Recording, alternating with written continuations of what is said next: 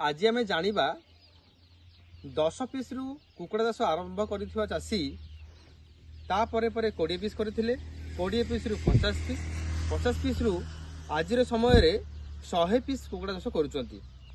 आज आम जाना 100 पीस कुकुड़ा चाष करने घर किपरि प्रस्तुत करेंगे एवं तार परिचालना किपरि करेंगे। प्रथमतः आपण को जो घर करिया जो केते पीस कुकुड़ा चाष करेंगे ताहापाई केते लंबा एवं केते चौड़ा घर करिया पड़िबो सेटा आपण को जानिया पड़िबो। प्रथमतः ये जो घर तैयारी हेइची 16 फुट लंबा जहाँकि पूर्व पश्चिम लंबा करचंती एवं उत्तर दक्षिण चौड़ा करचंती 10 फुट चौड़ा जहाँकि 16 फुट लंबा 10 फुट चौड़ा 160 स्क्वायर फुट विशिष्ट घर तैयारी करचंती। जहाँकि जमी आपण मानक पूर्वर कहूली गोटे कुकुड़ा चाष करने गोटे कुकुड़ा जगह आवश्यकता रोचे 1.5 स्क्वायर फुट जहाँकि 100 पीस कुकुड़ा चाष करने 150 स्क्वायर फुट जगह आवश्यकता रहे। 160 स्क्वायर फुट जगह अच्छी 10 स्क्वायर फुट जगह अधिक अच्छी जहाँकि देखो घर किपरि आपण तैयारी करेंगे। प्रथमतः संपूर्ण काठ बाउंश एवं छणरे घर प्रस्तुत होइछि। प्रथमतः आपण को कुकुड़ा घर जोठी करेंगे प्रथमतः टिके उच्च जगह थिबा जगार ही घर करेंगे। उच्च जगार घर कले आपण को वर्षा दिन में असुविधा पड़ो ना असुविधा होगा आप पड़ो ना।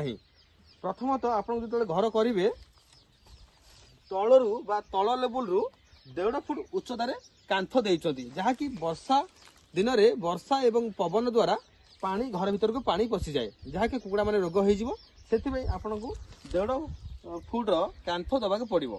1.5 फुट कांथ देवा परे आपन को जाली लगा पड़ो जहाँकि जाली आपणकर जो जंगल जीवजंतु मैंने अच्छी से मैंने कुकुड़ा मान को खाई दियंती से दाउर रक्षा करने ता संग से जो वायु चलप्रचल जो हवा निहाती आवश्यकता अच्छी सेटा मुख्य से जो पवन चलप्रचल करने दी साइड रे जाली लग जापर आप देखुवे ये जो घर उच्चता घर देखिए आप घर जो मिनिमम उच्चता आपको करा पड़ो यहाँ 5 फुट लेवल अच्छी तल स्तरटा एवं उपर स्तरटा अच्छी 10 फुट उच्चतार जहाँकि उच्चता जदि आप कमे दौरान जहाँद्वारा कौन गरम दिन में प्रबल गरम हो कुकुड़ा मानक बहुत क्षति पहुँचाए से आपंकर 5 फुट एवं 10 फुट 5 फुट तल स्तरटा कर स्तरटा 10 फुट उच्चता कर।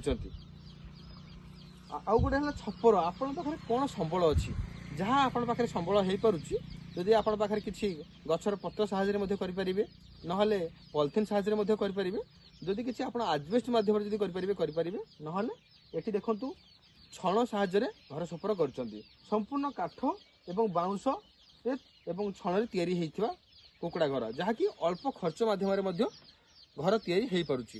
धन्यवाद, नमस्कार।